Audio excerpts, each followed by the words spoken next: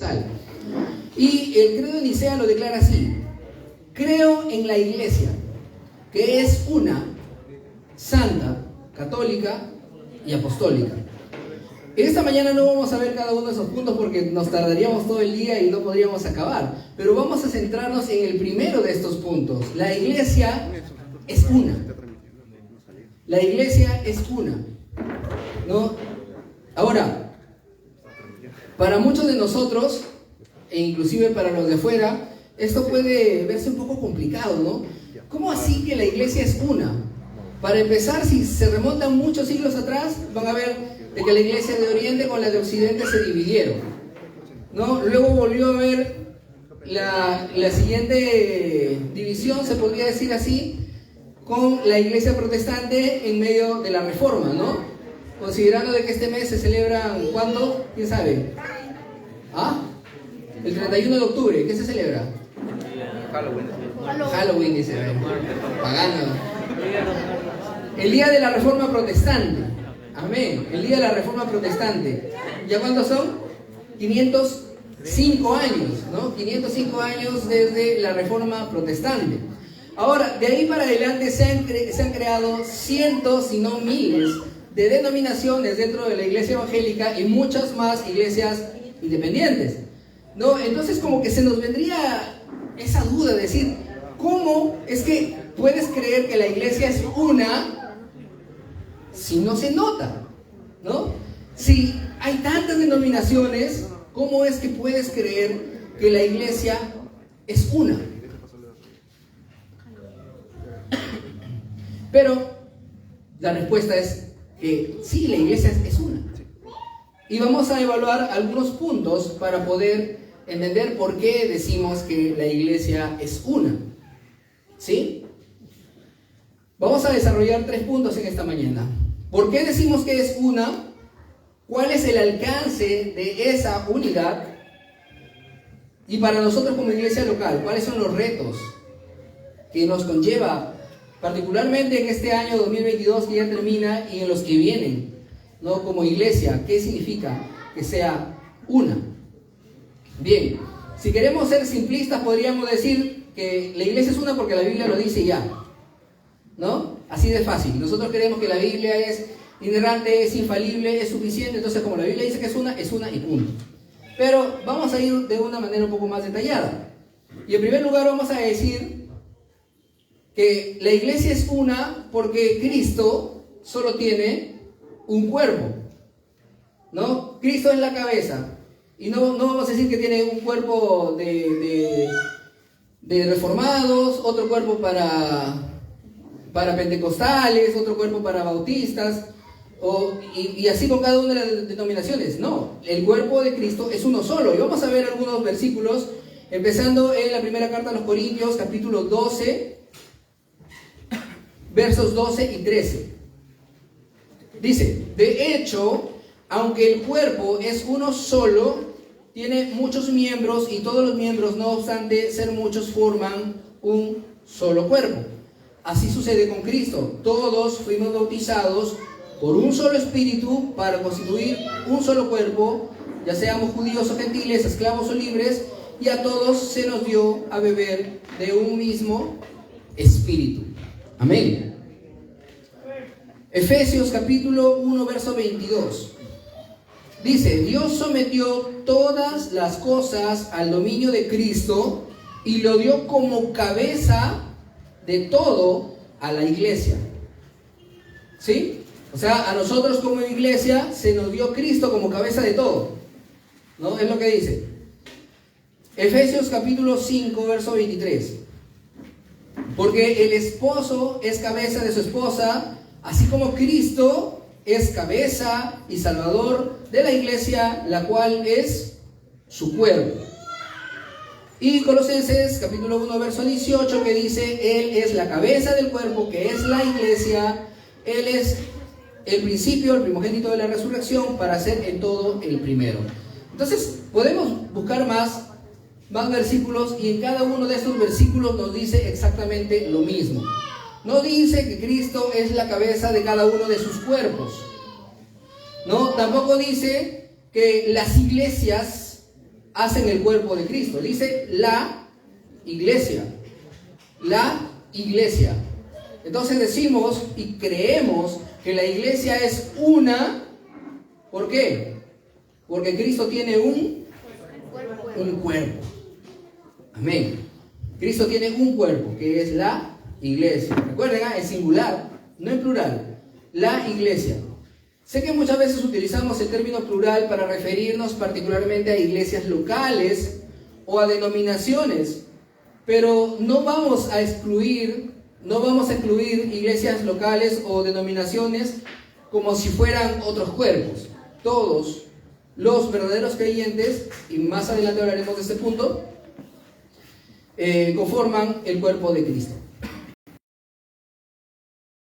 Dice, esfuércense por mantener, esto ya lo hemos leído al inicio, la unidad del Espíritu mediante el vínculo de la paz. Hay un solo cuerpo y un solo Espíritu, así como también fueron llamados a una sola esperanza, un solo Señor, una sola fe, un solo bautismo. ¿No? En este caso, el apóstol Pablo diciendo, mantener la unidad del Espíritu. O sea, ya no solamente consideramos de que somos un cuerpo desmantelado, ¿no? O que cada uno de los miembros está separado. No, todos estamos unidos. ¿Y unidos por qué? Porque tenemos un solo Espíritu, que es el Espíritu Santo. Amén. Amén. Al final todavía desayuno, por si acaso, creo que algunos no han comido. ¿Amén? Amén. Bien. Entonces, segundo, Pedro. Ahora, primera carta de Pedro, capítulo 3, verso 8.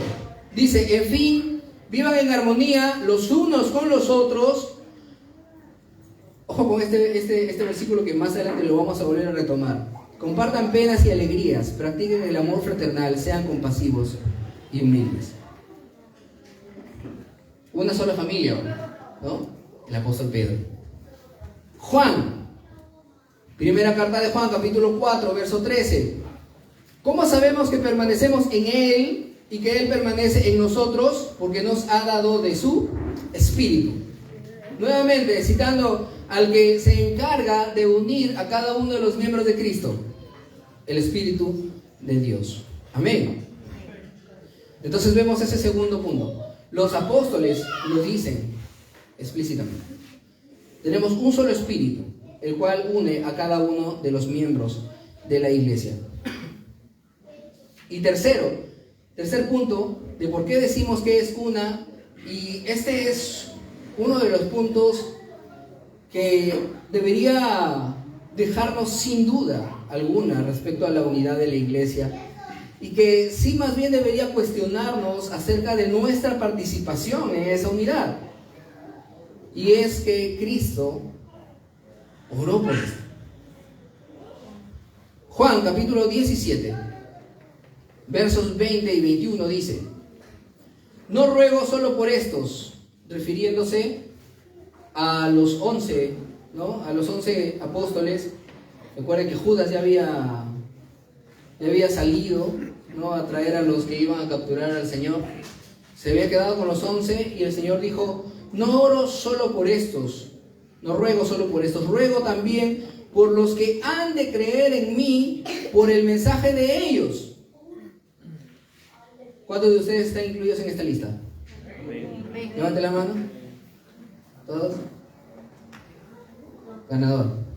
Amén. Todos nosotros hemos venido aquí por ese mismo testimonio, que es lo que dice Cristo. Ruego también por los que han de creer en mí por el mensaje de ellos, por el mensaje de los apóstoles. Pero luego viene esta línea que es la más dura de comprender. Para que todos sean uno. Para que todos sean uno. Y tal parece que la iglesia durante todo este tiempo ha contribuido para que todos no seamos uno, ¿no? Pero el Señor Jesucristo en su oración dijo esto: para que todos sean uno. No debería quedar dudas. Padre, así como tú estás en mí y yo en ti, así como hemos cantado, ¿no? Así como tú eres uno, ¿no? Permite que ellos también estén en nosotros para que el mundo crea que tú me has enviado. O sea, fíjense ese detalle, para que el mundo crea que tú me has enviado. Más adelante vamos a volver a repetir los versículos ya desde otra perspectiva, pero el punto aquí es que Cristo oró porque su iglesia sea una. Amén. Entonces, como segundo punto, vamos a ver cuál es el alcance. ¿Cuál es el alcance de la unidad? Vamos a tener dos perspectivas en este punto.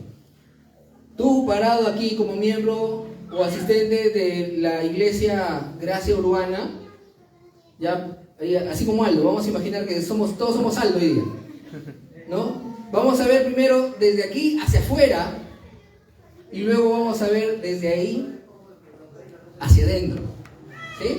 El alcance de esa unidad. Todos somos uno, dice hoy día, todos somos Aldo. Viendo hacia afuera. Vamos a volver a citar los versículos que hemos leído anteriormente. Primera de Corintios capítulo 12, del 12 al 13. Todos fuimos bautizados por un solo espíritu para constituir un solo cuerpo. Ya seamos judíos, gentiles, esclavos, libres, y a todos se nos dio a beber un mismo espíritu. Y Colosenses 1:18, Él es la cabeza del cuerpo, que es la iglesia. Hay un concepto que nosotros conocemos como la iglesia visible y la iglesia invisible. ¿Cuántos de ustedes han escuchado esos términos? Amén. Dígame. Amén. ¿Quién es la iglesia visible? Como su mismo nombre lo dice, la iglesia que se puede ver. O sea, todos los que congregamos. Todos los que congregamos aquí, los que están congregando en estos momentos ahí en la Alianza del Arco, en la iglesia Bautista Central, que son las que están más cerca de nosotros ahorita, ¿no? Así como todas las otras iglesias que están congregando en sus horarios de culto habitual, los que están ahí son parte de la iglesia visible, ¿no? Ahora, ¿quiénes son parte de la iglesia invisible? Dice Pablo que el Señor conoce a los suyos. Amén, ¿no? Entonces la iglesia invisible son todos los salvos, todos los que han creído en Jesucristo, todos los que han sido redimidos por su sangre. Y ese pueblo no es poco, ¿ah? ¿Cómo lo describe Apocalipsis? Gente de toda tribu, ¿qué más? De todo pueblo, ¿qué más? De toda lengua y de toda nación. Así que la iglesia invisible, la cual es una, porque la iglesia visible no es una, ¿no? Ahí sí podemos darnos cuenta de esta diferencia. Cuando hablamos de iglesia visible, hemos hablado de la iglesia Gracia Urbana, que estamos acá, que le vamos a decir, pastor, puede prestarnos la lista de los miembros, y definitivamente ahí no está incluido ningún miembro que sea de la iglesia Bautista Central, ¿no? ¿Por qué? Porque somos iglesias locales distintas. Pero si pudiéramos, por medio de la fe, poder observar en la lista que está escrita en el libro de la vida, vamos a encontrar el nombre de todos los creyentes. No importa que seas de acá, no importa que seas de una iglesia bautista, de una iglesia pentecostal, de una iglesia anglicana, ¿no? De una iglesia luterana. Si la fe que tenemos está puesta en Jesucristo, y claro, tenemos algunas doctrinas fundamentales de las cuales hablaremos en otra ocasión, pero si estamos dentro de esa misma fe, ese mismo espíritu, ese mismo bautizo, ¿no? Podemos decir que formamos parte de la iglesia invisible. Y esa iglesia es una. Esa iglesia es una. Entonces, si ustedes quieren ver el alcance de la unidad de esa iglesia hacia afuera, ese alcance lo encontramos en lo que hemos citado de Apocalipsis. El Señor ha alcanzado y seguirá alcanzando a gente de toda tribu, de todo pueblo, de toda lengua, de toda nación. No solamente van a ser peruanos, ¿no? De cualquier país que ustedes puedan imaginarse, el Señor tiene salvos ahí. El Señor salva a gente de toda raza. Amén. Así que ese es el alcance hacia afuera. No parecemos que seamos una iglesia, somos varias. Somos varias iglesias locales. Pero eso solamente visto de términos humanos. Pero visto desde la perspectiva del Señor y del alcance de su Espíritu Santo, la iglesia es una. ¿Por qué? Porque estamos todos unidos por su Espíritu. Amén. Y eso traspasa las puertas de Gracia Urbana. ¿No? Nosotros, inclusive, ahorita mismo estoy predicando para el pueblo del Refugio de Gracia, ¿no? Que es el proyecto de la iglesia en Virú. Pero somos una.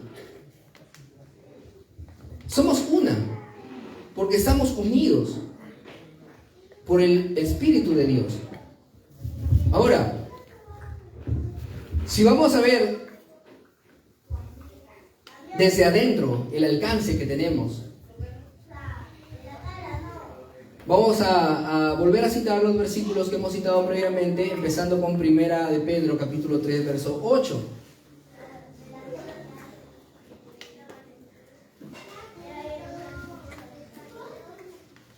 En fin, vivan en armonía los unos con los otros. Compartan penas y alegrías. Practiquen el amor fraternal, sean compasivos y humildes. Cuando se mira hacia afuera, mayormente se habla de la extensión, ¿no? ¿Cuál es la extensión de esta unidad? Ahora, cuando se mira hacia adentro, podríamos decir cuál es la intensidad de esa unidad. ¿Cuál es la intensidad de esa unidad? Somos uno. Amén. Amén. Pero, ¿te alegras con los éxitos de tu hermano o estás envidioso? ¿Por qué a él sí? Que es un perezoso, le comienzas a ver todos los defectos, ¿no? Que es un perezoso, que no trabaja, que esto, que el otro, y le va bien. No seas envidioso, porque somos uno. Y más bien, si le va mal, está celebrando, ¿no? Sí, porque él me hizo tal cosa y el Señor lo ha castigado, se merece. No. ¿Qué es lo que nos manda? Dolernos con nuestro hermano. ¿Qué es lo que dice Pedro? Compartan penas y alegrías. No solamente las alegrías y en los momentos de pena, de tristeza, como que lo deja solo, ¿no? Que atraviese el valle de oscuridad así, solo. No. Si en verdad creemos en las palabras de Cristo, orando porque seamos uno, debemos tener la intención eficaz de acercarnos a nuestros hermanos en sus momentos de tristeza y en sus momentos de alegría también. Primera carta a los Corintios, capítulo 12, pero esta vez del verso 25 al 27. ¿Quién me puede ayudar con esa lectura?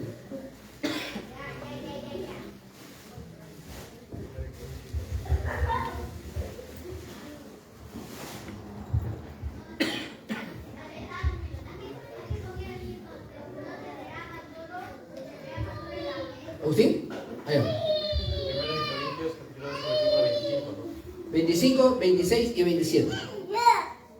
A fin de que no haya división en el cuerpo, sino que sus miembros se preocupen por igual unos por otros. Si uno de los miembros sufre, los demás comparten su sufrimiento. Y si uno de ellos recibe honor, los demás se alegran con él. Ahora bien, vosotros sois el cuerpo de Cristo, cada uno es miembro de ese cuerpo. Amén. Esta analogía que usa el apóstol Pablo, refiriéndose a la iglesia como un cuerpo, es bastante importante de entender. ¿Por qué? También, como hemos leído en Efesios, al inicio, dice, No sé si lo he vuelto a citar por acá. Dice, él mismo constituyó a unos apóstoles, a otros profetas, a otros evangelistas y a otros pastores y maestros, a fin de capacitar al pueblo de Dios para la obra de servicio, para edificar el cuerpo de Cristo. Amén. El cual es la iglesia. No todos tenemos los mismos dones, no todos tenemos los mismos talentos, no todos vamos a servir en las mismas áreas, ¿no? Como les decimos a los servidores, ¿no? Los que están dando la bienvenida no hacen lo mismo que los que están a cargo de los niños o que los que están a cargo de la música. Pero cada uno de los miembros de este cuerpo es importante, ¿no? Porque tú mismo no dices de pronto, ay, no me gustan mis dedos, me los voy a volar. Se ven feos. O soy diestro y no necesito la mano izquierda. No dices eso. Cuidas cada uno de los miembros de tu cuerpo, porque son importantes, ¿no? A no ser que de emergencia te practiquen un apendicitis y cosas así, ¿no? Y fue excomulgado de su cuerpo. Pero cada uno de nosotros protege su cuerpo, ¿no? De igual manera, nosotros debemos proteger al cuerpo de Cristo. Si ves que hay un hermano que está debilitado y que de pronto está tan desanimado que ya no quiere venir, ¿no? De pronto te vuelves teológico y dices, quizás no es predestinado, ¿no? Entonces lo arrojaremos a Satanás. No, no haces eso, ¿no? ¿Qué es lo que deberíamos hacer en ese caso? Visitarlo, averiguar qué es lo que le está pasando, ¿no? Si tiene alguna necesidad en la cual nosotros podamos ayudar. Esa es parte de nuestra labor como iglesia, porque somos uno. Ahora sé que conforme la iglesia va creciendo, a veces no es posible que una sola persona conozca a todos y esté al tanto de todos como cuando éramos 15 o 16 personas en la iglesia. Cada vez se hace más difícil, pero al menos tienes la intención. O simplemente te aprovechas de las circunstancias para decir, me aíslo, ¿no? Me aíslo, no conozco a nadie, si no me importa a nadie tampoco. Porque si es así, lo más probable es que como así una parte de nuestro cuerpo va perdiendo oxígeno hasta que termina muriendo y debe ser expulsado, esa persona que se aísla a sí misma, quizá no sea parte real del cuerpo. Porque si eres parte, tienes que preocuparte por los demás y tener la intención de conocerlos, que es lo más importante, ¿no? De repente en este momento no conozco a todos, no todos me conocen, pero con los que tengo alcance, ¿no? Debo tratar de mantener comunión. Pero no me quiero adelantar al último punto. Gálatas capítulo 6, verso 10. ¿Quién puede darle lectura a este versículo? Antes de que suba Gama a votarme.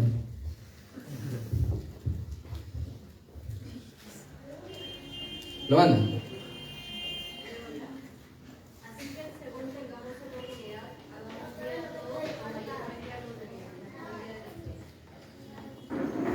¿Qué dice? Hay un proverbio que dice, haz el bien a todos mientras esté en tu poder el hacerlo. Amén. Sí, estoy hablando del proverbio que está en la Biblia, no del refrán de haz el bien sin mirar a quién. No hagan caso a eso, que si ustedes hacen el bien sin mirar a quién, muy probablemente estén perdiendo recursos por no focalizar bien la ayuda. ¿No? El proverbio bíblico dice, haz el bien mientras esté en tu poder el hacerlo, ¿no? Y la tradición católica te enseña en sus oraciones de plegaria diciendo, perdóname porque he pecado, ¿de qué dice? De palabra, de obra y de omisión. ¿Ya? ¿Qué es omisión? ¿Qué es omisión? No hizo caso. Hizo caso al mandamiento. Lo que dice Santiago, en otra forma, es el que sabe hacer lo bueno y no lo hace, le es pecado. Eso es omisión. Poder hacer el bien y no hacerlo. Tener en tu poder el hacer el bien y no hacerlo. Esa es su misión. ¿Cuántos hemos caído en eso? Amén. Yo sé que han caído, pero la gracia me levantó hoy. Amén. Debemos analizarnos también en ese aspecto. Si es que nosotros estamos pasando de largo por medio de las oportunidades de hacer el bien. Porque a eso es lo que hemos sido salvados, ¿no? Por gracia sois salvos por medio de la fe, y esto no de vosotros, pues es un don de Dios, no por obra para que nadie se gloríe. Pero ¿cómo concluye? Porque somos hechura suya, creados en Cristo Jesús para buenas obras, las cuales Dios preparó de antemano para que anduviésemos en ellas. No se queda únicamente en que soy salvo por la gracia de Dios y punto. No, sino que concluye diciendo, ya, eres salvo, ahora pon en práctica las obras que demuestren que eres salvo. Las obras de bondad que vas a practicar con tu prójimo, y como dicen Gálatas, aún más especial con los de la familia de la fe. Amén. Si eres indiferente a las necesidades de tu hermano, examina tu corazón. Concluimos este punto con 1 de Juan, capítulo 4, versos 19 y 21.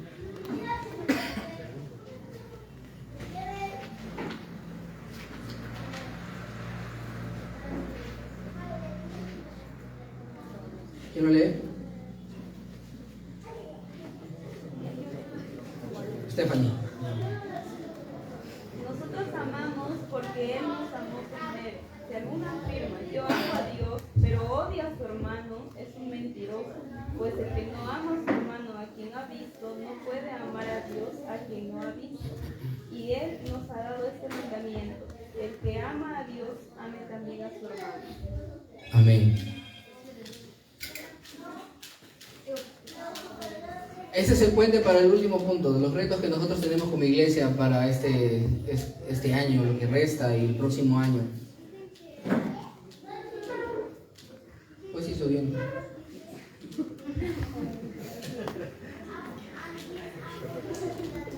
¿Por qué me esperan? Te necesito, Davo, te necesito.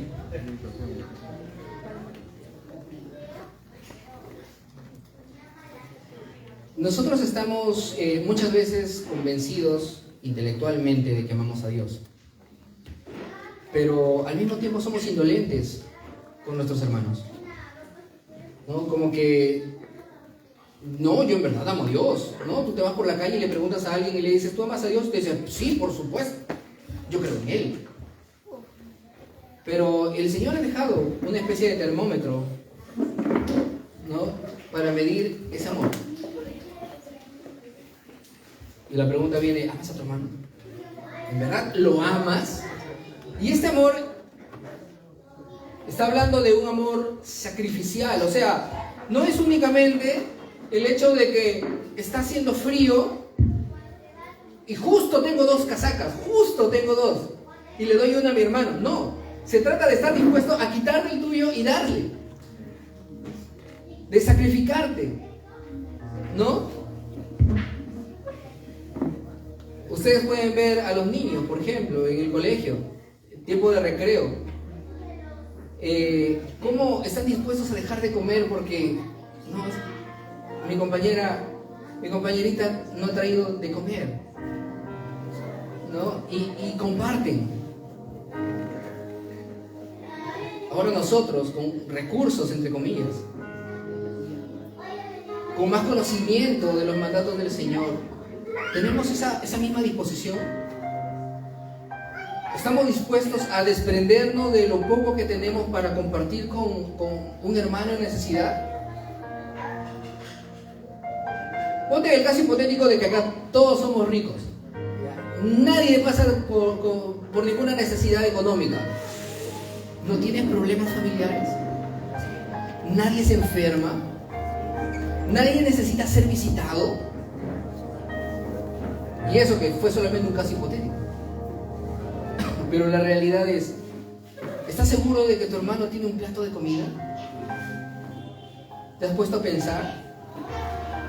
En aquel momento por el cual todos hemos pasado, de que vamos a comer y dices, ay, esta comida no me gusta, ¿no? Y entras en una especie de capricho, ¿no? Y quieres ir a comprar un menú afuera porque no te gusta lo que cocinaron en tu casa. ¿Te has puesto a pensar si todos tus hermanos al menos tienen un plato de comida? Y tú estás despreciando las bendiciones que el Señor te da a ti. Póntelo como un reto para lo que resta de este año. Tener la intención de conocer las necesidades de tu hermano,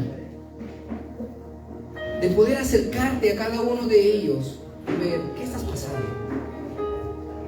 ¿Por qué no está viniendo al culto? Ah, porque es un pagano, es un irresponsable, un garagán, un perezoso. ¿O qué es lo que está pasando? De repente hay hermanos que no tienen ni siquiera para el pasaje, para que puedan venir al culto.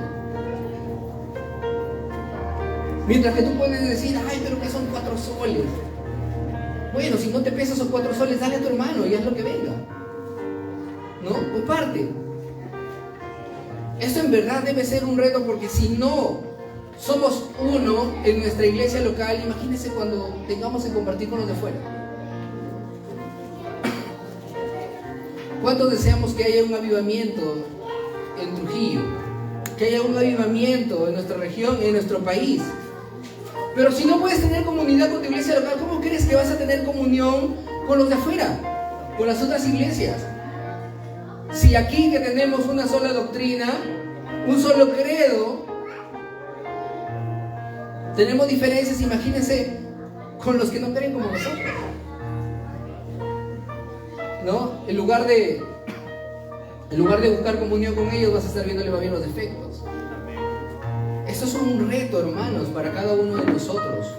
Para cada uno de nosotros, aprender a amar a Dios por medio del amor a nuestros hermanos. Ponte de pie.